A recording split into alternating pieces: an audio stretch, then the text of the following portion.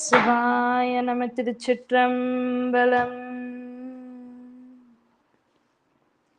நீல நினைந்தடி உமை நித்தலும் கை தொழுவேன். வாழன கண்மடவாள் அவள் வாடி வருந்தாமே.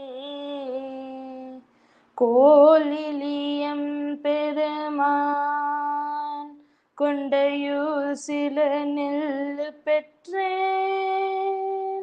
ஆலிலையம் பெருமான் அவையட்டி தரப்பணியே. திருச்சிற்றம்பலம். அனைவருக்கும் வணக்கம். நம் தமிழோத இலக்கிய ஆராய்ச்சி மையம் சிங்கப்பூர் மற்றும் ஐயாரப்பல் திருமுறை மன்றம் திருவையாறு இணைந்து நடத்தும் மன்னிய சிவஞான் மொழி தரும் மாற்றம் 11ஆம் திருமுறை கருத்தரங்கத்தின் 22ஆம் சுற்றிலக்கிய சிந்தனைக்குள் செல்லவிருக்கிறோம். இந்நிகழ்வுக்கு வருகை தந்திருக்கும் அனைவரையும் வருக வருக என்று வரவேற்கிறேன். இன்று கபில தேவ நாயனார் சிவபெருமான் திருவந்தாதி பற்றி சிந்திக்க நம்முடன் சிவ வெங்கடேஷ் ஐயா இணைத்துள்ளார்கள். ஐயா அவர்கள் அரசகேசரி சிவன் கோயிலின் திருமுறை வகுப்பில் மாணவர் ஆவார்கள். திருமுறை மாநாட்டில் மிக ஆர்வமாக சிவப்பணிகள் செய்து வருகிறார். அரசகேசரி சிவன் கோயிலில் கூட்டு வழிபாடும் செய்கிறார். சிவபெருமான் மீதுள்ள அன்பும் திருமுறை மீதுள்ள காதலும் தான் அவரை இந்த அளவுக்கு ஈடுபடுத்தியுள்ளது என்றுதான் சொல்ல வேண்டும். தன்னடக்கம் என்ற வார்த்தைக்கு மிக பொருத்தமானவர் சிவ வெங்கடேஷ் ஐயா. இப்பொழுது ஐயா அவர்களை பேச வருமாறு அன்புடன் அழைக்கிறேன்.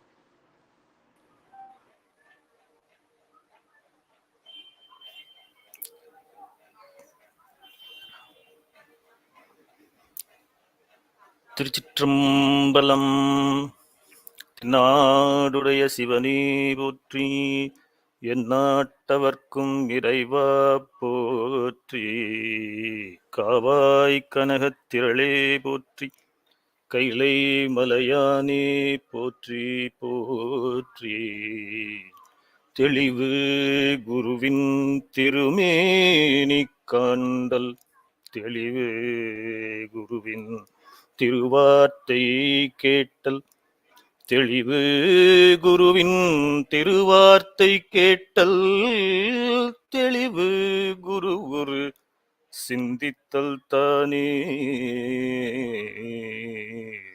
பிடியதன் உருவுமை கொளமிகு கரியது, வடிகொடு தனது அடி வழிபடும் அவர் இடர்கடி கணபதி வர அருளினன் மிகு கொடை கொடை வடிவினர் பயில் வலி வலிவலம் முறை இறையே.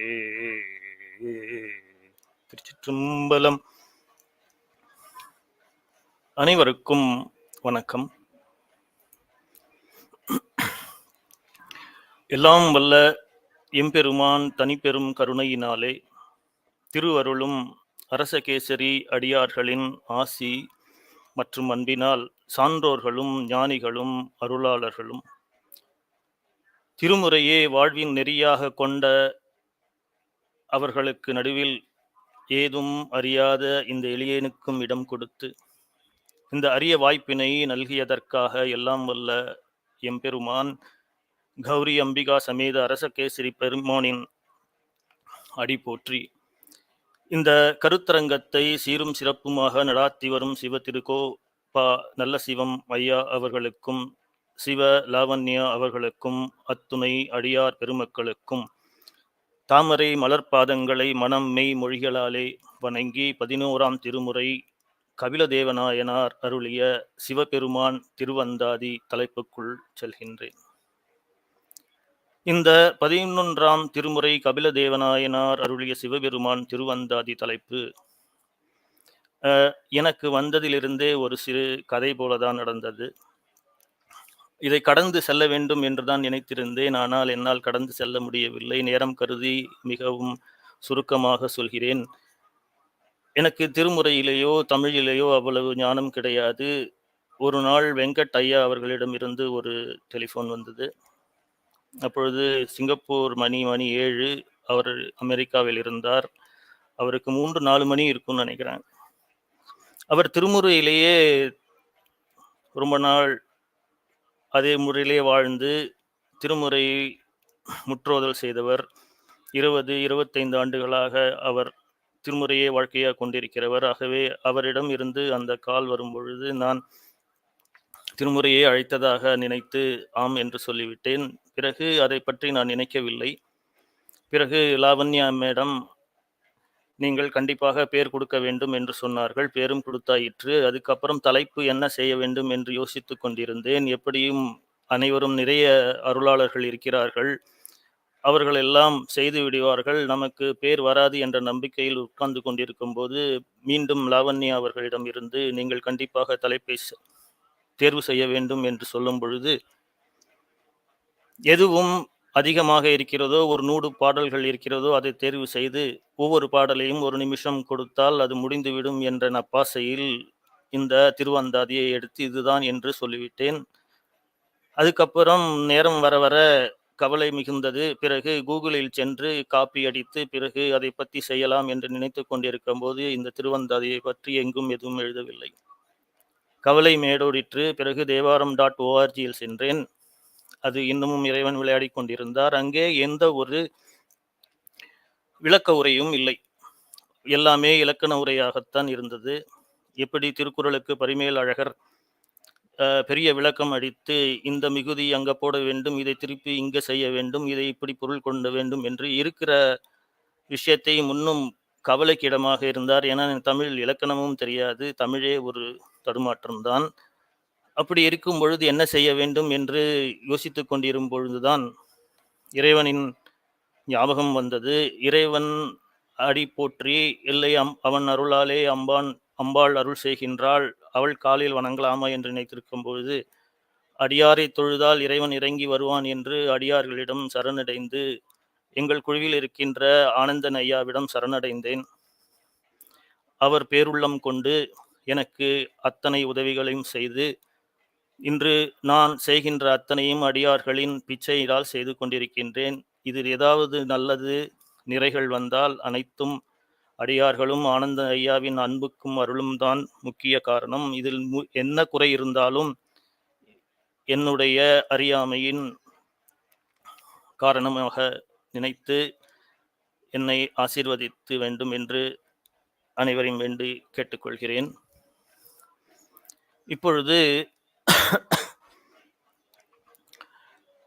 அத்துணை அடியார் பெருமக்களுக்கும் தாமரை மலர்பாதங்களை மனமெய் மொழிகளாலே வணங்கி 11ஆம் திருமுறை கபில தேவநாயனார் அருளிய சிவபெருமான் திருவந்தாதி தலைப்புக்குள் செல்கின்றேன். இன்று நாம் சிந்திக்கும் தலைப்பு 11ஆம் திருமுறையில் 10வது இலக்கியமாகிய கபில தேவநாயனார் அருளிய சிவபெருமான் திருவந்தாதி. இப்பொழுது 11ஆம் திருமுறையில் கபில தேவநாயனார் பற்றிய சிறு குறிப்புகள் பற்றி பார்ப்போம்.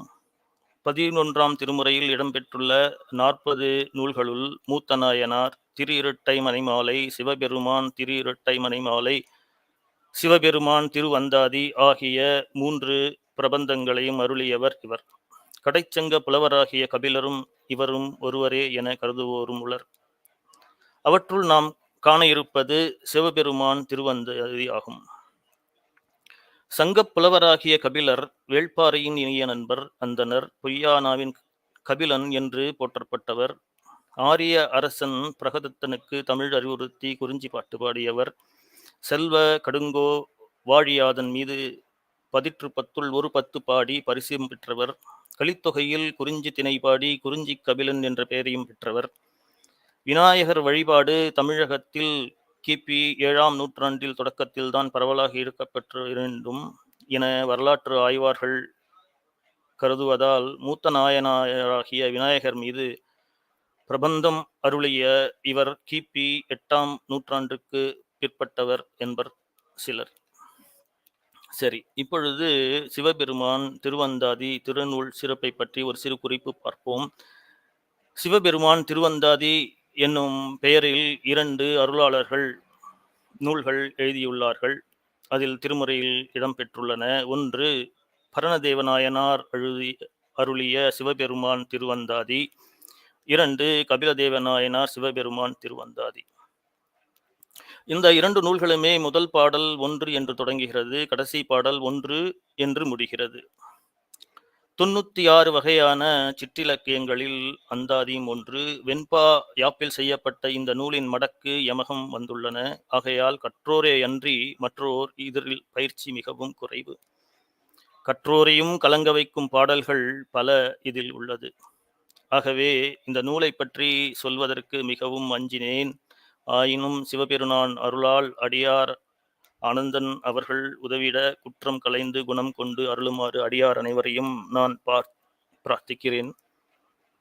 இப்பொழுது பாடல் 1 பார்ப்போம். 1 முதலாக 100 ஆண்டுகள் வாழ்ந்து ஒன்றும் மனிதர் உரை உண்டு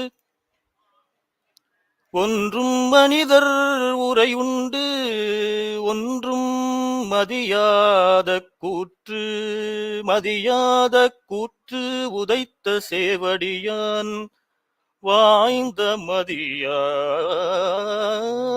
இடப்பக்கம்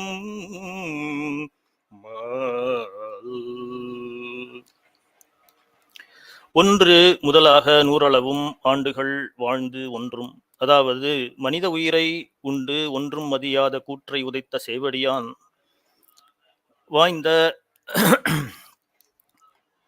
மதியான் இடப்பக்கம் மால். இதில் பார்த்தோமேயானால் 1 என்ற சொல் 3 இடங்களில் வருகிறது. 1 முதல் 100 ஆண்டுகள் வாழ்ந்து ஒன்றும் மனிதர், அதாவது ஒரு வயதிலிருந்து 100 ஆண்டுகள் வரையும் வாழ்கின்ற இந்த மனிதனை உயிரை உண்டு ஒன்றும் அறியாத கூற்று உயிர் என்று ஒன்று இருக்கின்றது என்பதையே மதிக்காத கூற்றுவன் என்ன செய்கின்றான்? அந்த உயிர்களை பற்றி எந்த இரக்கமும் இல்லாமல், சரி இது ஒரு வயதுதான் ஆகிறதே, அல்லது இவர் இந்த செயலை செய்திருக்கிறார், இப்படிப்பட்ட அரிய செயல்களை செய்கின்றவர் ஒருவர் இருக்கின்றார், அவர் இன்னும் கொஞ்சம் இந்த உலகத்தில் வாழ்ந்து கொள்ளட்டுமே என்றெல்லாம் எதை பற்றியுமே நினைக்காமல், எதை பற்றியும் அதனை சார்ந்த எந்த மதிப்பையும் அவன் கொடுக்காமல் விதியை சார்ந்து தனது செயலை செய்கின்ற அந்த மதியாத தன்மையை உடையவனாக இருக்கின்றவனை இந்த உலகத்தில் யாராலும் வெல்ல முடியுமா என்று பார்த்தால் அப்படி யாராக இருப்பதாக தெரியவில்லை. வெல்லக்கூடிய வலிமை உள்ளவனாக இருப்பார்களேயானால் இந்த உலகத்தில் இன்னும் வாழ்ந்து கொண்டுதான் இருப்பார்கள். அப்படி அவர்கள் யாரும் இருந்ததாகவும் தெரியவில்லை. ஆனால் அந்த கூற்றுவனையே உதைக்கூடிய அருமையான அடியை உடையவராக மதிசூடிய பெருமான் அவனின் இடப்பக்கம் மால் இருக்கின்றார் என்று முடிக்கின்றார் இந்த பாடலில். இதை எதற்காக முடிக்கும் போது மதியான் இடப்பக்கம் மால் என்று முடித்தார் என்று பார்த்தால், இந்த உலகத்தில் உயிர் அழிந்து கொண்டே இருக்கின்றது. இருந்தாலும் இந்த உலகம் படைத்தல் காத்தல் என்கின்ற தொழில் நடந்து கொண்டுதான் இருக்கிறது. இந்த உலகத்தை காக்கின்ற வேலையை செய்கின்ற காரணத்தினால் கூற்றுவனால் எல்லாரையும் இந்த உலகத்திலிருந்து அழித்துவிட முடியாமல் இந்த உலகம் இருக்கின்றது. பெருமானின் தயவால்தான் இந்த உலகம் நிலைத்திருக்கின்றது என்பதை இந்த முதல் பாட்டில் கபிலதேவநாயனார் இந்த உலகத்தில் நிலைத்திருக்கின்ற தன்மை இறைவனால் இருக்கிறது, அவன் ஒன்று என்று ஆரம்பிக்கிறார். இப்பொழுது பாடல் 2 பார்ப்போம். மாலை ஒருபால் மகிழ்ந்தானை வன்குன்றை மாலை ஒருபால் முடியானை மாலை ஒளியானை உத்தமனை உண்ணா நெஞ்சுண்டற்கு ஒளியானை ஏத்தி உளம். இதில் பார்த்தோமேயானால் மறுபடியும் 2 சொற்களை இவர் பயன்படுத்தியிருக்கிறார். ஒன்று மாலை, மற்றொன்று ஒளி அல்லது ஒளியானை என்று 2ஐயும் வைத்து விளையாடுகிறார். ஒரு பக்கம் மாலை வைத்திருக்கின்றார், அதாவது திருமால் என்பது இங்கே இந்த உலகம் வைத்திருப்பதற்கான ஒரு செயலை செய்யக்கூடிய ஒருவரை வைத்திருக்கின்றார். கொன்றை மாலையை தலைமுடியில் சூடி இருக்கின்றார்.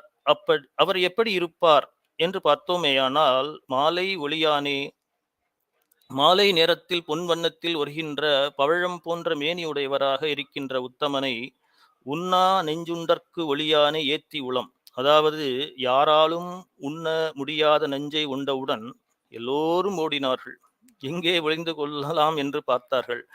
அப்படி எந்த இடமும் இல்லாத காரணத்தினால்தான் பெருமானிடம் வந்து கேட்டார்கள். ஆனால் அவர் எங்கும் சென்று ஒளிந்து கொள்ளவில்லை. அதை உண்டு அவர்களுக்கெல்லாம் உயிர் அபயம் அளித்தார். அப்படிப்பட்ட பெருமான், அப்பெருமானை வணங்கி உள்ளம் கொள்வோம் என்று கபிலதேவ நாயனார் இந்த பாட்டை பாடுகிறார். இப்பொழுது 3வது பாடலை பாடுவோம். இதிலும் உளம் அங்கமல என்ற வார்த்தைகளை பயன்படுத்துகிறார்.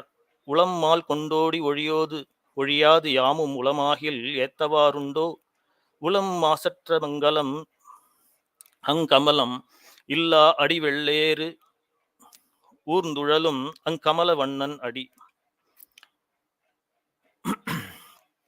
ஒன்று உள்ளம் என்பது, மற்றொன்று சொல் கமலம் என்ற சொல். உளம்மால் கொண்டோடி ஒழியாது யாமும், அதாவது உள்ளத்தில் குழப்பம் ஏற்பட்டு எங்கேயும் ஓடி ஒழியாது நாளும் பெருமானை உள்ளத்தில் ஏற்று அவனை வணங்காத நாள் உண்டோ. அப்படிப்பட்டவர் இதன் மீது வருகிறார் என்றால் உள்ளமும் உடலும் மலமில்லாத அடல் வெள்ளேற்றில் வருகிறார். அந்த கமலனுடைய வண்ண அடியை நான் என்றும் மறப்பதில்லை என்று இறைவன் மறவாமையை, இறைவனிடம் மீது அவர் இருக்கின்ற மறவாமையை இந்த பாடலில் சுட்டுகின்றார். இப்பொழுது பாடல் 4 பார்ப்போம். அடியார்த்தம் ஆருயிரை அட்டழிக்கும் கூற்றை அடியால் அருவாகச் செற்றான், அடியார்தம் அந்தரத்தால் ஏத்தி அகங்குழைந்து மெய்யரும்பி அந்தரத்தார் சூடும் அலர். இந்த பாடலிலும் அடியார் என்ற சொல்லையும் அந்தரத்தார் என்ற சொல்லையும் பலமுறை பயன்படுத்தி இந்த பாடலை அமர்த்தியிருக்கின்றார் கபிலதேவ நாயனார். அடியாரை அழித்துவிடக்கூடிய கூற்றை தன்னுடைய அடியால் அழிக்கக்கூடிய அரு உருவமாக செய்யக்கூடிய கூற்றுவன், உடலை இல்லாமல் செய்யக்கூடிய அடிகளை உடைய பெருமான் உயர்ந்த குணத்தால் ஏத்தி குழைந்து மெய்விரும்பி அவ்வடியார்கள் சூட்டுகின்ற அந்த மலரை சூடும்படியாக பெருமான் உயர்ந்த இடத்தில் இருக்கின்றார் என்று இந்த பாடலை அமைத்திருக்கின்றார். ஆக இறைவனுக்கு மகிழ்ச்சி தருவது என்ன என்றால், உயர்ந்த இடத்திலும் இருந்தாலும் அடியார்கள் அவரை வணங்கி வாழ்த்தி அவருக்கு அன்போடு சூழ்கின்ற மலரை அவ்வளவு அன்போடு கருணையாக ஏற்றுக்கொள்கிறார் என்று இறைவனின் கருணையையும் பெருமையும் அடியார்களின் பெருமையையும் இங்கே சுட்டுகின்றார். இப்பொழுது பாடல் 5 பார்ப்போம். அலராளும் கொன்றை அணியல் ஆரூரர் அலராகியானும் அணிவன் அலராகி ஓதத்தான் ஓட்டினேன் ஓதுவன் யான் உங்கொலி நீர் ஓதத்தான் நஞ்சுண்டான் ஓர். இந்த பாடலிலும் அலர் என்ற சொல்லையும் ஓதுதல் என்ற சொல்லையும் பலமுறை பயன்படுத்தி இந்த பாடலை அமைத்திருக்கிறார். இதன் பொருளை பார்த்தோமேயானால், அலராளும் கொன்றை அணியல் ஆரூரர் என்பது, ஆரூர் பெருமான் நன்றாக மலர்ந்த கொன்றை மலரை சூடியவராக இருக்கின்றார். அவருக்கு நான் அலராகி போனேன் என்று அகத்திணையில் இந்த பாடல் எழுதப்பட்டிருக்கிறது. நான் இந்த அலராகி இருப்பதை இந்த உலகத்திற்கு தெரிவிப்பதற்காக அவர் எங்கிருக்கின்றார் என்று சொல்வதற்காக இப்பொழுது முயற்சிக்கிறேன் என்று கபிலதேவ நாயனார் கூறுகிறார். அவர் யார் தெரியுமா? அதாவது எப்போதும் விரைச்சலை ஏற்படுத்துகின்ற கடல் நெஞ்சை உண்டு அவர் இருக்கின்ற ஊர் ஆரூர் என்று பெருமானிடம் காதல் வயப்பட்டு அவருடைய இருக்கின்ற இடத்தையும் அவருடைய கருணையும் அவருக்கு வயப்பட்டு இருக்கின்ற காதல் தன்மையும் இங்கே வெளிப்படுத்துகிறார். இப்பொழுது பாடல் எண் 6வது பாடலை பார்ப்போம். ஊரும தொற்றியோர் உன்கலனும் வெண்தலையே ஊரும் விடையோன் ஒன்று உடை தோலே ஊரும் படநாகம் அட்டார் பணமாலை ஈதோ படநாகம் அட்டார் பரிசு. இங்கும் ஊரும் படநாகமட்டார் என்கின்ற 2 சொல்களை வைத்து இங்கே விளையாடுகிறார். ஒற்றியூர் என்பது அவர் இருக்கின்ற ஊர், ஒற்றி வந்த ஊராக இருக்கும் என்று கொஞ்சம் ஏளனமாக இங்கே சொல்கிறார். அவர் உண்பதற்காக பயன்படுத்துவதோ வெண்தலை ஓட்டை பயன்படுத்துகிறார். அவர் ஊர்தியாக இருப்பது எருதுதான். அவர் அணிந்திருப்பது தோலான ஆடை. ஒன்று உடைத்தலே, தோலே அவருடைய உடை. ஊரும் பட நாகம் அட்டார், அதாவது ஊறுகின்ற படம் எடுக்கக்கூடிய நாகத்தை மேலே வைத்திருக்கின்றார். அவர் சூடியிருப்பதோ தென் பொருந்திய அழகான மாலையை அவர் அணிந்திருக்கிறார். பட நாகம் அட்டார் பரிசு என்பது நாகம் பட்டு அட்டார், கயாசுரன் என்ற அசுரனை அழித்த தன்மையை இது காட்டுகிறது. இப்படி வல்லவராக இருக்கின்ற பெருமானா இவ்வளவு எளிமையாக இருக்கிறார் என்பது போல இந்த பாடலை வைத்திருக்கிறார். இதுதான் அவருக்கு இருக்கின்ற பரிசுகளா? அவர் சூடியிருக்கின்ற பரிசுகள் இவைதானா? இவ்வளவு பெரிய அரக்கனை அழித்து இருக்கின்றாரே என்று பெருமானுடைய வலிமையும் அவருடைய எளிமையையும் கருணையையும் இங்கே வெளிப்படுத்துகிறார். இப்பொழுது பாடல் 7 பார்ப்போம். பரியானை ஊராது பைங்கன் ஏரூரும் பரியானை பாவிக்கலாகா பரியானை கட்டங்கம் ஏந்தியா கண்டுவாழ் நன்னெஞ்சே கட்டங்கம் ஏந்தியா கண்டு. இங்கேயும் பரியானை கட்டங்கம் என்கின்ற சொல்லை பயன்படுத்தி அமைத்திருக்கின்றார். பரியானை ஊராது, குதிரையையோ அல்லது பெரிய யானையையோ தனது ஊர்தியாக கொள்ளாமல் கனிவான கண்களை உடைய விடையை தனது ஊர்தியாக கொண்டிருக்கின்ற பெருமான், எப்போதும் பரிவுடையராக இருக்கின்ற பெருமான், அவரை நினையாது இருப்பவர்களுக்கு மரியான், அதாவது இரக்கம் காட்ட மாட்டான். அவர் கையிலேயே கட்டங்கம் என்கின்ற ஒரு மழுவை ஏந்தியிருக்கிறார். அவரை கண்டு மகிழ்ந்து வாழ் நன்னெஞ்சே என்று தன் நெஞ்சை பார்த்து சொல்கின்றார். முதலில் அக்னியிலிருந்து பெருமானை பார்த்து வணங்குகின்றார். மெல்ல அக்னியிலிருந்து அவர் தன் நெஞ்சுக்கு உள்ளே வருகிறார், உயர்த்திணைக்கு மெல்ல வருகிறார்.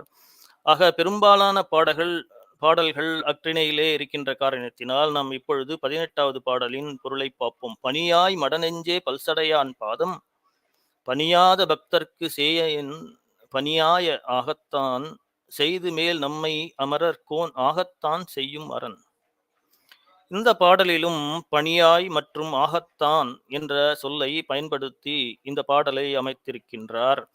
பணியாய் மடநெஞ்சே பல்சடையான் பாதம், சடையை உடைய பெருமான் அறியாமலில் இருக்கின்ற நெஞ்சே அவருடைய பாதத்தை பணி. ஏனென்றால் அவர் பணியாதவர்களுக்கு எந்த அருளையும் புரிய மாட்டான். அவன் யார் தெரியுமா?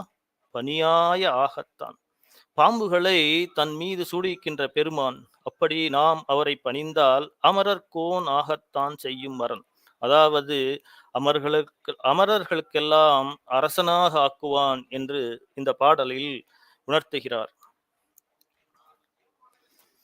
இப்பொழுது பாடல் 29 பார்ப்போம். தேரோன் கதிரென்னும் செந்தழலால் வெந்தழுப்பை தேரோன் கதிரென்னும் செய்பொருள் நீ தேராதே கூடற்காவாலி குறை கழற்கா நன்னெஞ்சே கூடற்காவாலி தரக்கூர். இந்த பாடலிலும் தேரோன் கூடற்காவாலி என்ற சொற்றொடரை பயன்படுத்தி இந்த பாடலை அமைத்திருக்கிறார். சூரியன் தேரில் வருகிறான், அதனால் அவையெல்லாம் பேய்த்தேர் போல ஒளியில்லாது மறைந்து விடும். ஆதலால் அவற்றையெல்லாம் நீ விரும்பாதே என்று சொல்கிறார். சூரியன் பலம் பொருந்தியவன், சூரியனால் தான் இந்த உலகம் வாழ்ந்து கொண்டிருக்கிறது. உயிர்கள் எல்லாம் சூரியன் வரவை எதிர்பார்த்து கொண்டிருக்கின்றது. ஆனால் நம் கண்களோ ஐம்புலன்களோ சூரியன் வந்த பிறகுதான் நமக்கு அது தெரிகிறது. அது தெரிந்த பிறகு அதனால் வயப்பட்டு 5 புலன்களும் அதன் மேல் சென்று இந்த உலகம் இந்த உயிர்கள் யாவும் நிலையான தன்மையை இழந்து நிலையாமையில் இருக்கின்றனாலும் இந்த 5 புலன்களையும் கொண்டு நாம் நிலை இல்லாத தன்மையில் சென்று ஆழ்கிறோம். ஆனால் அந்த சூரியனோ மீண்டும் அந்த சூரியனை இருள் மறுபடியும் சூழ்கிறது. ஆதலால் சூரியனே நிலையில்லாத தன்மையில் தான் இருக்கின்றான், பலம் பொருந்தியவனே. ஆகையால் யார் மிக பலம் பொருந்திய நிலையான தன்மை உடையவர் என்றால் அவன் இறைவன் ஒன்றுதான். ஆகவே நெஞ்சே, நீ நிலை இல்லா தன்மையை இழந்து நிலை உள்ள தன்மையாக, அதாவது மதுரையில் உள்ள கூடல் இறைவன் கபாலியிடம் அன்பை வைத்தையானால் நிலையான இடத்திற்கு செல்லலாம் என இந்த பாடலை சொல்கின்றார் தன் நெஞ்சுக்கு. உடை ஓடு காடாடி ஊர் ஐயம் உண்ணி உடை ஆடை தோல் பொடி சந்தென்னை உடையானை உன்மத்தக முடிமேல் உய்த்தானை நன்னஞ்சே உன்மத்தக முடிமேல் உய் என்று 34வது பாடலில் அவர் சொல்கின்றார். இதில் உடை உன்மத்தக முடிமேல் என்று 2 வார்த்தைகளை வைத்து இதில் எழுதியிருக்கிறார். உடை ஓடு காடாடி என்பது ஒரு சுடுகாட்டில் ஆடுகின்ற பெருமான் ஊர் ஐயம் உண்ணி, அதாவது ஊரிலே சென்று பிச்சை எடுப்பவராக இருக்கின்றார். உடை ஆடை தோல், தோலையே ஆடையாக உடுத்தி இருக்கின்றார். சாம்பலை சந்தனம் போல் பூசியிருக்கின்றார். மேலும் உன்மத்த மலரை தனது தலையில் சூடியிருக்கும் பெருமானை நன்னஞ்சே உய்வதற்காக அவரின் திருவடியை உனது தலையின் மேல் வைப்பாயாக என்று இந்த பாட்டில் நாயனார் உரைக்கின்றார். இப்பொழுது பாடல் 38 பார்ப்போம். கையாறு அவா வெகுளி அச்சம் கழிகாமம் கையாறு செஞ்சடையான் காப்பென்னும் கையாறு மாற்றிரண்ட தோளானை சேர் நெஞ்சே சேரப்போய் மற்றிரண்ட தோளான் மனை. அதாவது இந்த 38வது பாடலிலும் கையாறு மற்ற 2 தோளானை என்று 2 வார்த்தைகளை வைத்து இந்த பாடலை அமைத்திருக்கின்றார். அதாவது அவிச்சை அவா வெகுளி அகங்காரம் என்னும் பஞ்ச கோஷங்கள் என்று சொல்லப்படுகின்ற ஐவகை குற்றங்களும் நம்மில் இருந்து அகன்று போக அல்லது அருந்து போக வேண்டும் என்றால் செஞ்சடை உடைய பெருமானே காப்பு என்று இருந்தோமானால், திரண்ட தோள்களை உடைய வீரமிக்கவராக இருந்த காரணத்தினால் அவர் எப்படி கங்கையை தனது தலையில் அதனை ஏற்று தனக்கு எந்த பாதிப்பும் இல்லாமல் இருந்தாரோ, அப்படிப்பட்டவனை நெஞ்சே நீ சேர், அப்பொழுதுதான் உனக்கு இந்த பஞ்ச கிளைகள் எல்லாம் அழிந்து போகும் என்று கபில தேவநாயனார் நெஞ்சுக்கு உரைக்கின்றார். இப்பொழுது 41வது பாடலை பார்ப்போம்.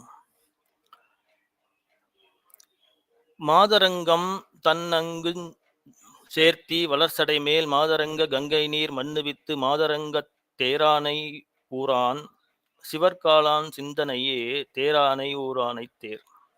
அதாவது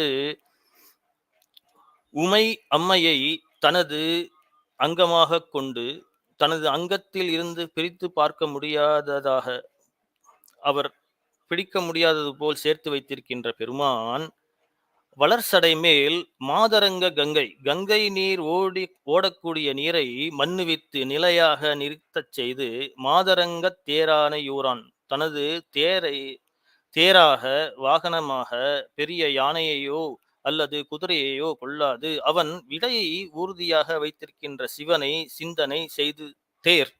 அவன் எங்கிருக்கின்றான் தெரியுமா? ஆனைக்காவில் இருக்கின்றான். அவனை வழிபட்டு உய்வாக என்று ஆனைக்கால் அண்ணலை அவர் நினைவுபடுத்துகிறார். இப்பொழுது பாடல் எண் 42வை பார்ப்போம். தெருளிலார் என்னாவார் காவிரி வந்தேறும் அருகில் சிராமலை எங்கோமான் விரியுலகில் செல்லும் மதில் மூன்றெரித்தான் சேவடியே யாம் பரவின் செல்லும் எழில் நெஞ்சே தெளி என்று இந்த 42வது பாடலில் தெருளிலார் மற்றும் செல்லும் என்று வார்த்தையை வைத்து இவர் அமைத்திருக்கின்றார்.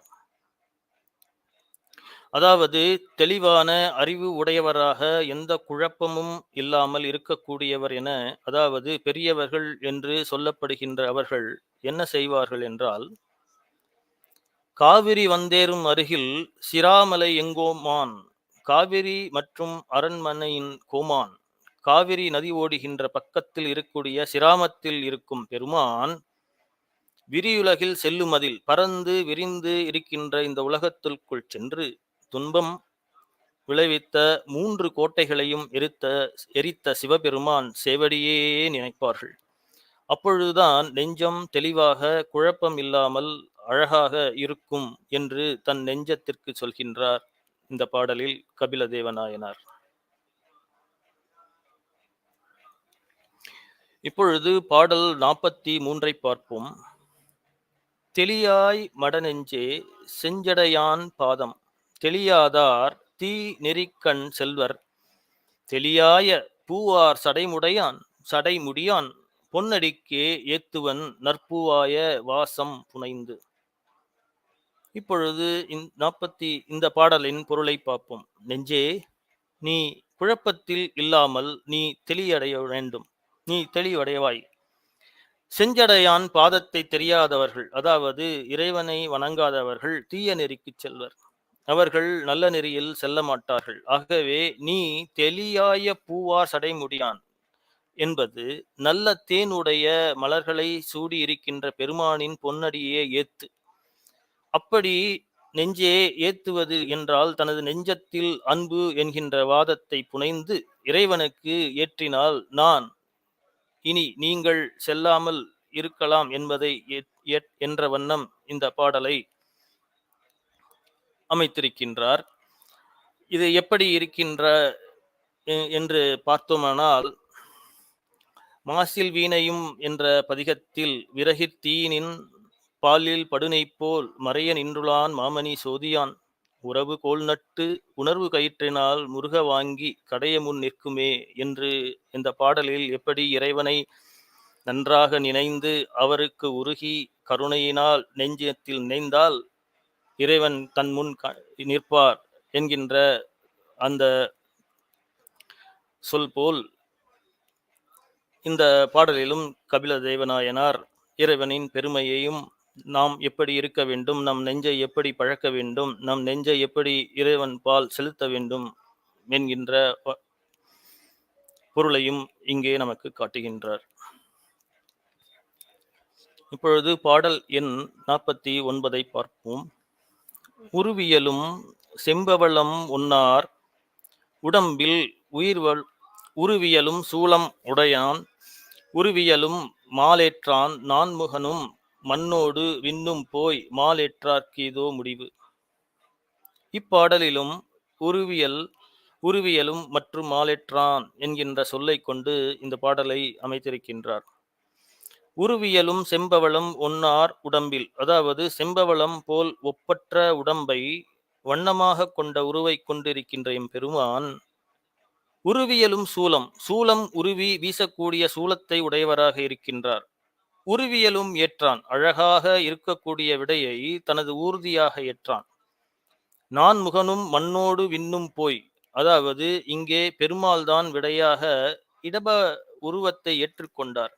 அப்படி அழகான உருவத்தை உடையவராக இருக்கக்கூடிய திருமாலும் நான்முகனும் மண்ணோடும் விண்ணும் போய் அவருடைய உருவத்தை காண முடியாமல் மயங்கினார்கள். அப்படிப்பட்ட பெருமானின் வடிவம் இதுதான் என்று வியப்படையும் வகையில் இந்த பாடலை அமைத்திருக்கிறார். இப்பொழுது பாடல் எண் 55 பார்ப்போம். பவன அடிப்பார் விண்ணீர் பகலோன் மதித்திப் பவனம் சேர் ஆரமுதம் பெண் ஆண் பவனம் சேர் காலங்கள் ஊழி அவனே கருக்காட்டில் காலங்கை ஏந்தினான் கான் என்று இந்த பாடலை பவனம் காலங்கை என்று இந்த 2 வார்த்தைகளை வைத்து அமைத்திருக்கின்றார்.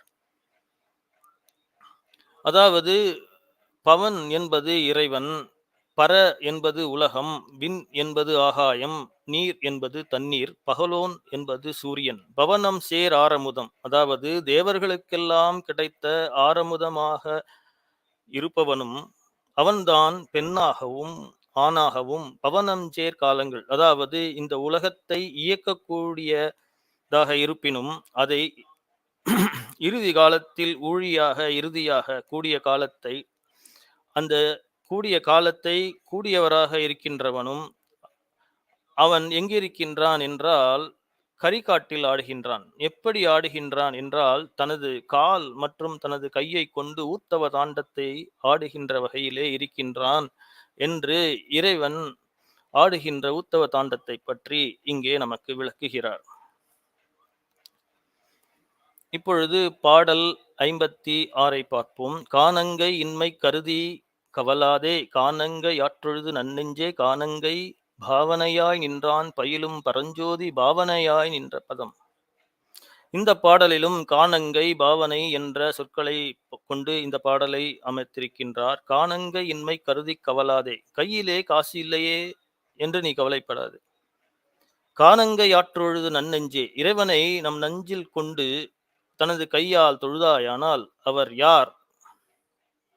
அவர் காணங்கை பாவனையாய் நின்றான். இந்த உலகத்திற்கு எல்லாம் அருள் செய்கின்ற அம்மை, அந்த அம்மையை காணும்படியாக கோலத்தில், அதாவது நின்ற கோலத்தில் இருக்கின்ற பெருமான், அந்த பெருமானை நீ தொழுவாய் நன்னெஞ்சே. எப்படி தொழ வேண்டும்? பரஞ்சோதி முனிவர் தொழுவது போல் பயின்று தொழுவாய் நெஞ்சே என்று இந்த பாடலில் பாடுகிறார். அதாவது இந்த உலகம் அழிந்துவிடும், இந்த ஆன்மாக்கள் எல்லாம் உயிர்க்கின்ற தகுதி உடையவராக பெருமாள் தான் இருக்கின்றார் என்ற காரணத்தினால் இப்படி அவர் பாடுகிறார். இப்பொழுது பாடல் 57 பார்ப்போம்.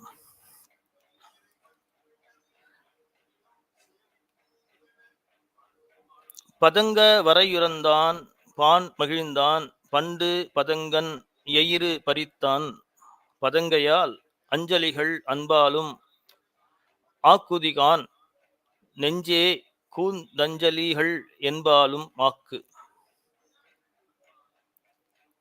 பதம் என்பது கழுகு என்பதனை குறிக்கும். அதாவது கருடனை குறிப்பதாக இங்கே வந்திருக்கிறது. மலை போன்ற கருடனின் மேல் வருகின்ற மாயவனை ஒரு பாகத்தில் மகிழ்ந்த பெருமான் ஒரு காலத்தில் இப்படித்தான். அதாவது தக்கன் வேள்வியில் கலந்து கொண்ட சூரியன் பற்களை எல்லாம் பெருமான் உடைத்தார் என்று சில இடங்களில் பதிவு செய்யப்பட்டிருக்கிறது. அப்படி அந்த சூரியனின் பல்லை நெரிக்கச் செய்தவன் பாதத்தை அன்பு கொண்டு நாம் வணங்கினால் நமக்கு என்ன வரும் என்றால் அஞ்சலிகள், அஞ்ச வேண்டிய துன்பங்கள் எதுவுமே வராது. அப்படி என் நெஞ்சே என்னை ஆக்குவாயாக என்று இந்த பாடலை அப்பர் பெருமான் அஞ்சுவது யாதொன்றும் இல்லை, அஞ்ச வருவதும் இல்லை, நாம் ஆர்க்கும் குடியல்லோம் நம்மனை அஞ்சோம் என்று அப்பர் பெருமான் கூறிய பாடல் போல கபிலதேவநாயனாரும் இந்த பாடலை அமைத்திருக்கின்றார்.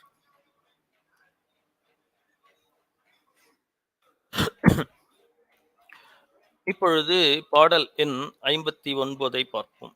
வந்தியான் சீரினும் வாழி மடநெஞ்சே, வந்தியா உள்ளத்து வைத்திராய், வந்தியாய் நம்பரனை ஆடும் நளிர்ப்புன் சடையானை, நம்பரனை நாள்தோறும் நட்டு. அதாவது எனக்குள் ஒரு சீற்றம் இருந்தாலும் அந்த சீற்றம் என்னை கோபப்படுத்தப்பட்டாலும் மடநெஞ்சே கோபப்படாமல் உள்ளத்தில் முழுகி பெருமானை வைத்து வணங்கினால், வந்தியாய் நம்பரனை, அப்படி தவறாமல் இறைவனை வணங்கினால், ஆடும் நளிர்ப்புன் சடையானை, அப்படி ஆடுகின்ற சடையை உடைய பெருமானே நம் நாள்தோறும் வாழ்த்தி வணங்கினால் நமக்கு நன்மை கிட்டும் என்று இந்த பாடலிலே சொல்கிறார். அதாவது திருக்குறளில் வெகுளாமையில் திருவள்ளுவர் உள்ளியதெல்லாம் உடனேந்தும் உள்ளத்தால் உள்ளான் வெகுளியனின் என்று அவர் சொன்னது போல, ஒருவன் தன் மனத்தால் சிரத்தை எண்ணாதிருப்பானால் நினைத்த நன்மையெல்லாம் அவனுக்கு ஒருங்கே பெறுவான் என்று இந்த பாடலிலே கூறுகிறார். அதுபோல திருவள்ளுவரின் வாழ்க்கை போல இவரும் நமக்கு வெகுளாமையை பற்றி நினைவூற்றுகிறார். அந்த வெகுளாமையோடு இறைவனை எப்படி வணங்க வேண்டும் என்றும் அறிவுறுத்துகிறார். சரி, இப்பொழுது பாடல் எண் 65 பார்ப்போம். விரையார் புனர்கங்கை சேர்சடையான், பொன்னா விரையார் பொழில் உறைந்தை மேயான், விரையா நீ என் பணிந்தான் ஈசன், இறையான் எரியாடி என் பணிந்தான் ஈசன் எனக்கு. இங்கேயும் 2 சொற்களை பயன்படுத்தியிருக்கின்றார். விரையார் புனர்கங்கை, வேகமாக ஓடுகின்ற கங்கையை தனது சடையில் கொண்டிருக்கின்றார். பொன்னா விரையார், பொன் போன்ற ஆவாரம் பூ உடைய ஆர்க்கின்ற, அதாவது இரைச்சலோடு பொழிகின்ற பொழில்களை உடைய உடந்தை, அதாவது உறையூரில் இருக்கின்ற பெருமான். விரையா நீர் என் பணிந்தான் என்பது எனக்கு வாசனையுடைய விபூதியை கொடுத்தான். இறையான் எரியாடி, அதாவது கையிலே அனலேந்தி ஆடுகின்ற பெருமான் எனக்கு அருள் புரிந்தான். என்று இங்கே பெருமானின் பெருமையை பற்றி இங்கே பாடுகிறார். இப்பொழுது பாடல் 69 கவனிப்போம். தானக்கன் நக்கப் பிறையன் பிறைக்கோட்டு தானக் களிற்றுரியன் தன் பழனன் தானத் தரையன் அறவரையன் ஆழிழைக்கும் மார்க்கும் அரையன் உடையான் அருள். அதாவது திகம்பரனாக இருக்கக்கூடிய பெருமான், சந்திரன் தனது முடியில் சூடிய பெருமான், பிறைக்கோட்டுத்தானை களிற்றூரியன், பெரும் தந்தங்களையும் உடைய யானையை உரித்த தோலை தனது ஆடையாக உடுத்திருக்கின்ற குளிர்ந்த பழனத்தில் இருக்கின்ற பெருமான், தானத்தரையன், செய்யப்படுகின்ற தானத்திலே உயர்ந்த தானமான பலனை தரக்கூடிய, அதாவது இறைவனை முதல் நிலையாக கொண்டு செய்யப்படுகின்ற தானத்திற்கு அதிக பலனை கொடுக்கக்கூடிய பெருமான் அரையன். அவன் பாம்பை தனது கச்சத்தில் கட்டியிருக்கின்ற பெருமான், ஆழிழைக்கும் மார்க்கும் அரையன். அவன் அம்பாளுக்கும் மாலுக்கும் ஒரு பக்கம் கொடுத்து அருள் பாலிக்கின்றான் என்று இறைவன் வடிவத்தை மிக அழகாக நமக்கு இங்கே காட்டுகின்றார். இப்பொழுது பாடல் எண் 70 பார்ப்போம். அருள் நம்பால் செஞ்சடையான் ஆமாத்தூர் அம்மான் அருள் நம்பால் நல்கும் அமுதம் அருள் நம்பால் ஓராழி தேரான் எயிற்ற உத்தமனை ஓராழி நெஞ்சே உவ. இங்கேயும் 2 சொற்களை பயன்படுத்தி இருக்கின்றார். அருள் நம்பால் என்ற சொல்லை 3 முறையும், போராளி என்பதனை 2 முறையும் பயன்படுத்தி இருக்கிறார். அருள் நம்பால் அருள் பாவிக்கின்ற மிக ஆழமான சிவப்பு நிறத்தில் இருக்கக்கூடிய சடையை உடையவனாக இருக்கின்ற ஆமாத்தூர் அம்மான், அருள் நம்பால் நல்கும் அமுதன், அமுதம் போன்று நமக்கு அருளை வழங்கக்கூடியவன். ஆக அந்த ஆமாத்தூர் அம்மான் அருள் எப்படி இருக்கின்றன, நிலையான தன்மையை, என்றும் சாகா வரம் பெற்ற அமுத போன்ற அருளை அவன் நமக்கு வழங்கக்கூடியவன். அந்த அருள் நம்பார் ஓராழி தேரான், அதாவது சூரியன், அவருடைய தேரில் வருகின்ற சூரியனுடைய அவனுடைய பற்களை நெரித்த பெருமானை, உத்தமனை நெஞ்சே நீ வந்து வணங்கு என்று துன்பங்கள் எல்லாம் போய்விடும் என்று இந்த பாடலிலே அவர் கூறுகிறார். இப்பொழுது பாடல் எண் 71 பார்ப்போம். ஓவா நறுமலர் கொண்டு உத்தமனை உள்கி ஓவா மனமகிழும் வேட்கை ஓவவா எழுமதி போல் வால்முகத்து ஈசனார்க்கு என்னே எழுமதி போல் ஈசன் இடம். உவவா நறு மலர் கொண்டு உத்தமனை, மிக அழகான மலர் கொண்டு உத்தமனை மிக மகிழ்ச்சியோடு உவப்போடு வேட்கையோடு வணங்கினால் ஓவா எழுமதியோடு வாள் போன்ற நெத்தியை உடைய பெருமானின் அதில் தங்கியிருக்கின்ற இடமாக முக்தி இருக்கும் என்று பாடலில் சொல்கிறார்.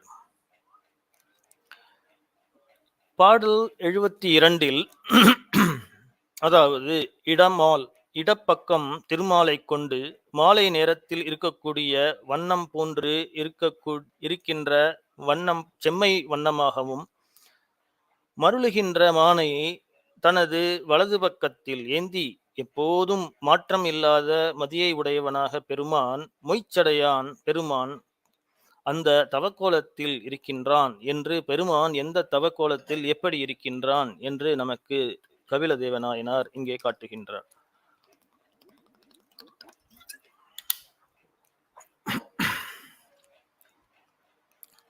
சரி, இப்பொழுது பாடல் 78 பார்ப்போம். தாமரை சேர் நான்முகர்க்கும் ஆர்க்கும் அறிவறியார் தாமரை சேர் பாம்பர் சாட மகுடர் தாமரை சேர் பாணியார் தீர்ந்தளிப்பார் பாரோம்பு நான்மறையார் பாணியார் தீர்ந்தளிப்பார் பார். அதாவது நான்முகனும் மாலும் அவர்களுக்கு அறிவுக்கு எட்டாத வருகின்ற பெருமான் தனது அரை சேர் பாம்பர், தன்னுடைய இடையில் கச்சையாக பாம்பை கட்டியிருக்கின்றார். சடைமுடியை உடையவராகவும் இருக்கின்றார். தாவும் மானை தனது கையில் ஏந்தி நான் மறையார், இந்த பாருக்கு வேதங்களை தெளிவாக வேதங்களை கொடுத்த பெருமான் பாணியார் தீர்ந்தளிப்பார் பார், வேகமாக வந்து இந்த உலகத்திற்கு அருள் செய்வார் என்று கூறியிருக்கிறார். அப்படி இறைவனை வணங்கினால் அவர் மாலுக்கும்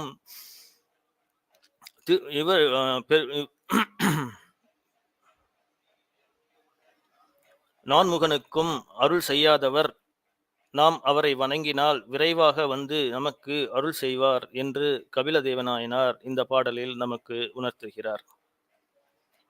சரி, இப்பொழுது பாடல் என்பதை பார்ப்போம். கோப்பாடி ஓடாதே நெஞ்சே மொழிக்கூத்தன் கோப்பாடி கோகரணம் குற்றம் கோப்பாடி பின்னைக்காய் நின்றான் இடம் கொடுக்கும் பேரருளாளன் பின்னைக்காம் எம்பெருமான் பேர். கோப்பாடி ஓடாதே, அரசனை பாடி அவன் பின் ஓடாதே. கூத்தன் கோப்பாடி கோகரணம், கோகரணத்தில் இருக்கின்ற கோபாடியார், கோகரணம் இருக்கின்ற அதாவது கோவணத்தை தனது இடமாக கொண்டிருக்கின்ற பெருமானை நம் குற்றம் நீங்கி அவரை பாடினால் அவனை எப்பொழுதும் நினைந்து வணங்கி வந்தால் நமக்கு அவன் இடம் கொடுப்பான். அதாவது நமக்கு நல்ல பிறவியை கொடுக்கின்ற அருளை நமக்கு தருவான் என்று இந்த பாடலில் இறைவனின் புகழ் பாடி அவன் பின் செல் என்று தனது நெஞ்சுக்கு அவர் உணர்த்துகின்றார். இப்பொழுது பாடல் 81 பார்ப்போம். இப்பாடல் அமைந்திருக்கின்ற விதம் அப்பர் பெருமான் பெரும்பற்ற புலியூரானே பேசாத நாளெல்லாம் பிறவா நாளே என்று கூறியது போன்று இந்த பாடலை அமைத்திருக்கின்றார். பேரானை பெரிய யானையை நீருருவை அதை உரித்து தனது உடையாக உடுத்தி இருக்கின்றவனை போத்தி இருக்கின்றவனை பேரானை ஆயிரத்திற்கும் மேற்பட்ட பெயர்களையும் உடையதாக இருக்கின்ற பெருமான் ஈருருவம் பெற்றான். எப்படி இருக்கிறான்? தன்னையும் அம்மையும் தனது இடமாக கொண்டிருக்கின்ற பெருமானை யாரும் உண்ண முடியாத நஞ்சை உண்ட அவனை உத்தவனை உள்காதார்க்கு உள்ளத்தில் அவனிடம் முழுகி நினைக்காத அவருக்கு எஞ்சான்றும் உண்டோ நாளல்ல உயிர். எந்த நாளிலும் உயிர் உள்ள உடலாக அவருடைய உயிரை நாம் சொல்ல முடியாது. அதாவது உயிரோடு இருந்தாலும் அவர் பிணமாகத்தான் கருதப்படுவார் என்கின்ற வாழாமல் இருக்கின்ற தன்மையை அவர் காட்டுகின்றார். உயிர் வாழ்ந்தாலும் அவன் செத்தாருள் வைக்கப்படும் என்று திருவள்ளுவர் சொன்னது போல உயிர் வாழ்வான் மற்றையன் செத்தாருள் வைக்கப்படும் என்று அவருடைய கருத்தையே இவர் வலியுறுத்துகிறார். ஆக என்றும் நாம் இறைவனை சிந்திக்க வேண்டும், இறைவன் பெருமையை பேச வேண்டும், அவன் நினைவில் இருக்க வேண்டும். அல்லது நமது உயிருக்கு பெருமை அல்ல, நாம் இருந்து பிரயோஜனம் இல்லை என்று கபிலதேவநாயனார் இங்கே வலியுறுத்துகிறார். இப்பொழுது பாடல் 81 பார்ப்போம். பட்டாரன் பட்டரங்கன் அம்மான் பரஞ்சோதி பட்டார் எலும்பணியும் பாசுபதன் பட்டார்ந்த கோவணத்தான் கொல்லேற்றான் என்றென்று நெஞ்சமே கோவணத்து நம்பமையே கூறு. அதாவது பட்டாரன் என்பது அன்பின் வாய்ப்பட்ட அவர்களிடத்தில் அன்பன் எப்படி சிவபுராணத்தில் சொல்கின்றாரோ, கரங்குவிவார் உள்மகிழும் கோன்கழல்கள் வெல்க சிறங்குவிவார் ஓங்குவிக்கும் சீரோன் கழல்வெல்க என்பது போல் அன்பு பட்டாரிடத்தில் அவன் அணைகின்றான். அவன் அம்மான், அவன் தந்தையாக இருக்கின்றான். பரஞ்சோதி பட்டார் எலும்பணியும் பாசுபதன்,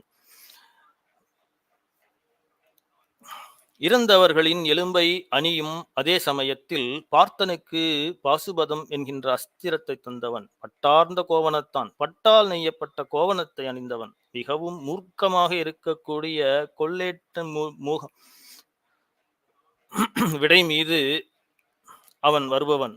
என்றென்றும் நெஞ்சே கோவணத்து நம்பனையே கூறு, அதாவது கோவணத்து நம்பனையே கூறு. உயர்ந்த இடத்தில் இருக்கின்ற பெருமானை எப்பொழுதும் மனத்தில் நிறுத்தி நெஞ்சே நீ அவனை வணங்குவாயாக, வாழ்த்துவாயாக, அவனை எப்பொழுதும் நினைப்பாயாக என்று கபிலதேவநாயனார் தன் பாடலுக்கு தன் நெஞ்சுக்கு அவர் உரைக்கின்றார்.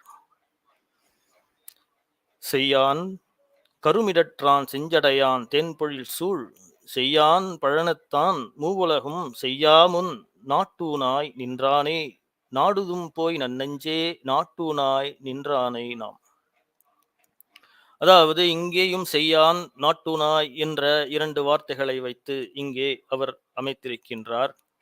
அதாவது செய்யான் செம்மையான நிறத்தை உடையவன், கருமையான இடத்தை உடையவன், செம்மையான சடையை உடையவன். அவன் எங்கே இருக்கின்றான் என்றால், தேன் பொழிகின்ற மலர்கள் சூழ்ந்த இருக்கின்ற பொழில்கள் உடைய பழனத்திலே இருக்கின்ற செய்யான், நடுநிலையான இறைவன். இந்த உலகங்களையும் படைப்பதற்கு முன்னால் அதற்கு முன் நின்றானை, நல்ல தூண் போன்று அவற்றுக்கு உறுதியானதாக இந்த உலகங்கள் இருப்பதற்கு துணையாக நின்றானை, துணையோடு தூண் போல நின்றானை, நாடுதும் போய் நன்னெஞ்சே. இந்த இறைவனை வணங்கு நன்னெஞ்சே. அவன் நாட்டு ஊனாய் நின்றானை நாம், அதாவது இந்த உலகத்தில் இருக்கக்கூடிய போகங்களுக்கெல்லாம் அவன்தான் இருக்கின்றான், அவன்தான் காரணமாகவும் இருக்கின்றான்.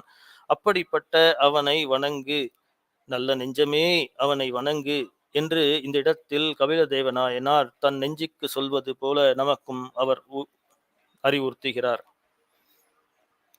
சரி, இப்பொழுது 86வது பாடலை பார்ப்போம். நாவாய் அகத்துள்ளே நாம் உளமே நம்மீசன், நாவாய்போல் நன்னெறிக்கண் உய்க்குமே, நாவாயால் தூய்க்கப்படும் பொருளை கூடுதும் மற்றவர்காள் தூய்க்கப்படுவதாம் சூது. இதை வாயகத்து உளதே நா என்று முதல் 2 வார்த்தைகளை நாம் மாற்றி அமைத்துக் கொள்ள வேண்டும். வாயகத்து உளதே நா, நாம் உளமே நம்மீசன், நாம் உடனே நம்பீசன். நமது உள்ளத்தை இறைவன் பால் நிலைநிறுத்தி நம் ஈசன் என்று நாவை கொண்டு வணங்கினால், நாவாய்கள், அதாவது நாவாய் என்பது கப்பல்.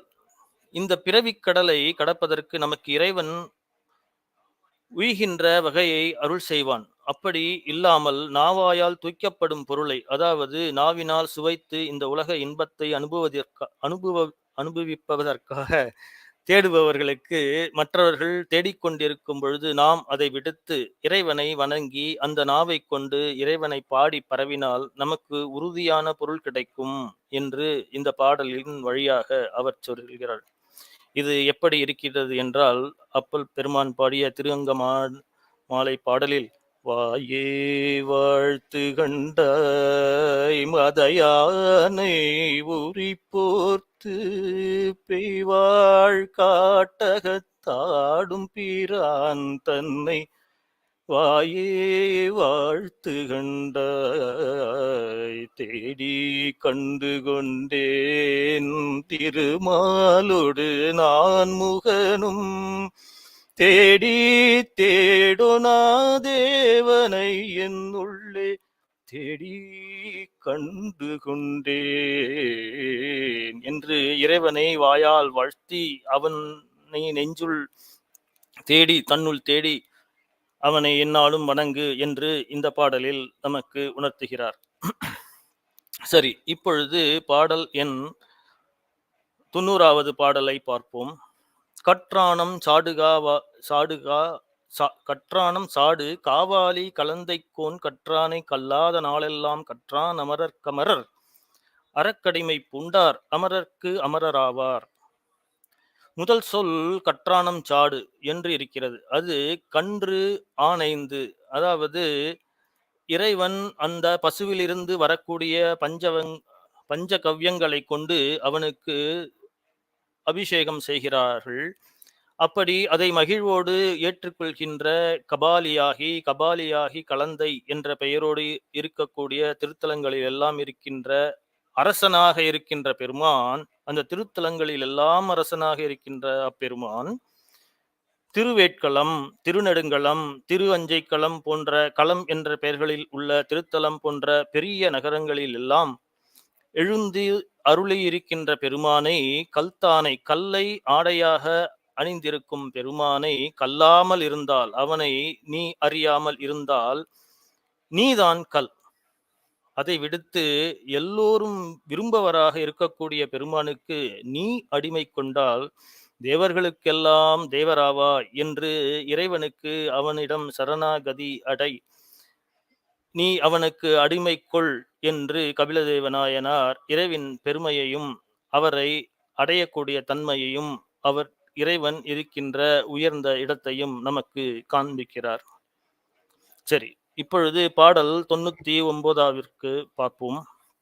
மெய்யன் பகலாத வேதியன் வெண் புரிநூல் மெய்யன் விரும்புவார்க்கு எஞ்சான்றும் வெய்யத் துணை அகலான் நோக்கலான் போற்றி அகலா நெஞ்சே துணை இகலா கூறுவான் நூறு. இங்கேயும் மெய்யன் துணை அகலான் என்று 2 வார்த்தைகளை வைத்து அமைத்திருக்கின்றார். பெருமான் மெய்யன்பு அகலாத வேதியன், உண்மையான அன்பை உடையவன், எந்த பயனும் கருதாத அவன்.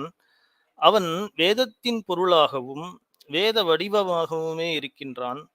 அவன் எப்படி இருக்கின்றான் தெரியுமா? வெண்பொறி நூலை அணிந்திருக்கின்றான். அவன் மெய்யன்பன். அவரை விரும்பாதவர்களுக்கு எஞ்சான்றும் அவரை விரும்புபவர்களுக்கு எஞ்சான்றும் அகலாத துணையாக இருக்கக்கூடியவன். அவனை நோக்கி அவனை போற்றி அவனை இசைந்து இரு நெஞ்சமே. அப்படி நீ செய்தால் அதனால் கிடைக்கக்கூடிய பயன் என்ன தெரியுமா?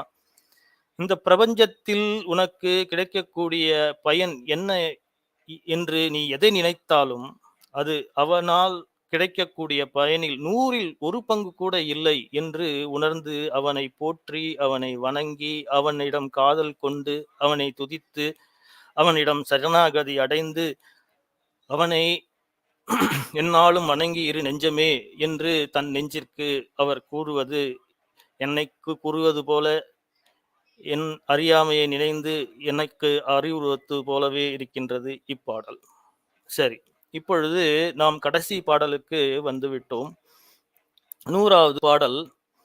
அதாவது 100 ஆண் 100 பசுக்களின் பாலை கொண்டு அவருக்கு அபிஷேகம் செய்வதை விடவும் 100 வகையான மலர்களை கொண்டு அவனுக்கு தொடர்ந்து அவருக்கு பூஜை செய்வதை விடவும் அவனுக்கு 100 பெயர்களை உச்சரிப்பதை விடவும் எல்லாத்தை விடவும் மிக்கது அவன் படைத்தல் காத்தல் அழித்தல் மறைத்தல் அருளல் என 5 தொழில்களை செய்தாலும் பல்வேறு குணங்களாக விரிந்திருக்கின்ற அந்த பெருமான், கையில் எரியை ஏந்திருக்கின்ற அந்த உத்தமன், வெள்ளேற்று வருடுகின்ற பெருமானை நீ பாடலை கொண்டு மனம் ஒன்றினால் அதைத்தான் அவர் மிகவும் விரும்புவான் என்று இந்த 100வது பாட்டின் வழியாக ஒரு ஆன்மா அந்த இறைவனை பாடுகின்றவரை என்ன பயன் பெறுவார் என்பதை இங்கு கபில தேவநாயனார் காட்டுகின்றார்.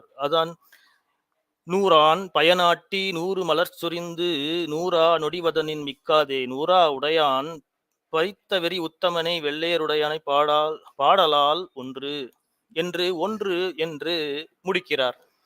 நாம் முன்பு பார்த்தோம்னா முதல் பாடலில் 1 என்று தொடங்குகிறார், 100வது பாடலில் 100 என்று தொடங்கி மீண்டும் 1 என்று இந்த பாடலில் அவர் முடிக்கின்றார். ஸோ இந்த பாடல் 1 என்று முடிந்தது. இந்த அந்தாதிக்காக மட்டும் அன்றாமல் மனதால் ஒன்றினால் இப்பொழுது நாம் மேலே உள்ள பாடலை பார்த்தோம். முதல் பாடல் 1 முதல் 100 அளவும் என்று தொடங்கி, அதாவது இந்த இறைவனை நீ ஒன்றினால் 1 முதலாக 100 ஆண்டுகள் இந்த உலகத்தில் வாழ்ந்தாலும் நீ காலம் என்ற தத்துவத்திற்குள் சென்று பிறவி என்கின்ற ஒன்றுக்குள் அழுந்திதான் ஆக வேண்டும். அதிலிருந்து நிலையான ஒரு இடத்தை அடைய வேண்டுமானால் இறைவனிடத்தில் ஒன்றினால்தான் நடக்கும் என்பது போல சிறப்பாக சிவபெருமான் திருவந்தாதியை கபில தேவநாயனார் படைத்திருக்கின்றார். இந்த திருவந்தாதியை நாம் பார்த்தோமானால் முதலில் அக்னியை பயன்படுத்தி மெல்ல மெல்ல நகர்ந்து பிறகு தன்னுடைய நெஞ்சுக்கு வலியுறுத்தி மீண்டும் அவனிடம் சரணாகதி அடைந்து மீண்டும் அந்த ஒன்றாக இருக்கின்றவனை எப்படி வணங்க வேண்டும் என்றும், நூலை அந்தாதியை கோர்த்தவர் பல மலர்கள் இல்லாமல் சிறு மலர்களை கொண்டே மிகவும் நெருக்கமாக கட்டி அது இறைவனுக்கு சாத்தியிருக்கின்றார். இந்த 100வது பாடல் எப்படி அமைகின்றது என்றால், உலகத்தில் எல்லாத்தையும் துறந்து இந்த நிலையில்லாத தன்மையை அதன் பின்னால் செல்லாமல் நிலை உள்ள தன்மையை உடைய இறைவனின் மீது நாம் செலுத்தினால் பேர் இன்பமும் அவனுடைய கருணையையும் நாம் பெற முடியும். அந்த உத்தமனை நீ பாடு என்று முடித்திருக்கிறார்.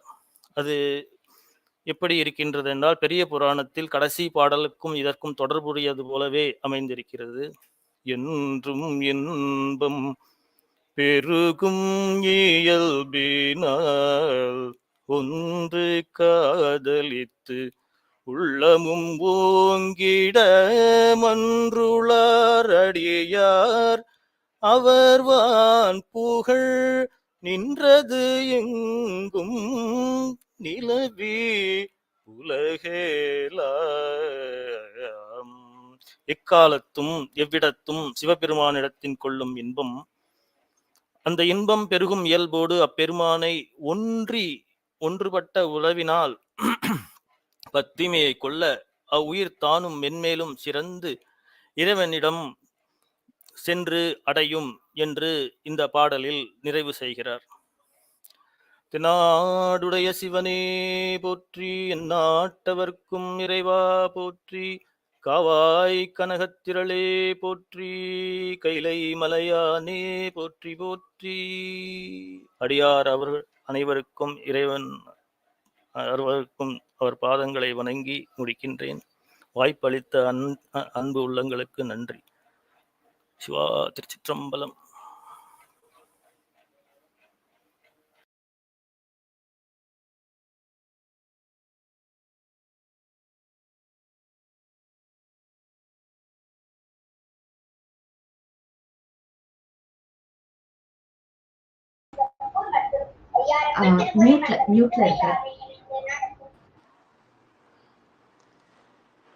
திருச்சிற்றம்பலம். மிக அருமையான குறிப்புகளுடன், இனிமையான பாடல்களுடன், தேவாரம், திருக்குறள் போன்ற எடுத்துக்காட்டுகளுடன் ஒரு முழு விருந்தை, சிவபெருமான் திருவந்தாதி என்ற விருந்தை படைத்து விட்டார் ஐயா அவர்கள். மிக்க நன்றி ஐயா.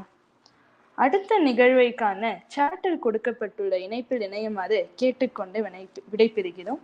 நன்றி, வணக்கம். தென்னாடுடைய சிவனே போற்றி, எந்நாட்டவர்க்கும் இறைவா போற்றி, காவாய் கனகத்திரளே போற்றி, கைலை மலையானே போற்றி போற்றி. திருச்சிற்றம்பலம்.